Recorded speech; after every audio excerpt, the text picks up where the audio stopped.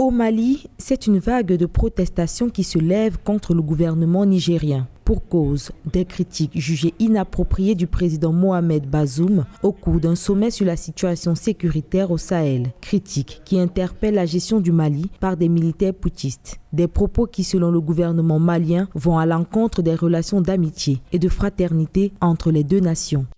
Il ne faut pas permettre que les militaires prennent le pouvoir parce qu'ils ont des déboires sur le front où ils devraient être et que les colonels deviennent des ministres ou des chefs d'État. Ce serait facile si à chaque fois qu'une armée de nos pays connaît un échec sur le terrain, elle vient prendre le pouvoir. C'est ce qui s'est passé par 2 fois au Mali. Ce ne sont pas des choses acceptables.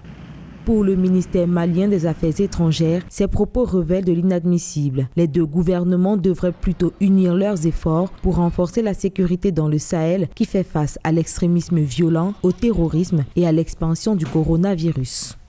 On peut comprendre les réserves formulées par le président Mohamed Bazoum, mais ce qui semble être inapproprié et même parfois inacceptable, c'est que cette intervention intervient dans un espace public lors de la réunion du G5 Sahel entre les chefs d'État. Par rapport aux usages diplomatiques liés au principe de la souveraineté entre les États, on peut comprendre déjà la réaction diplomatique du Mali qui estime qu'une telle intervention remet en cause les protocoles d'accord historiques qui existent entre les deux peuples qui restent des peuples frères et amis.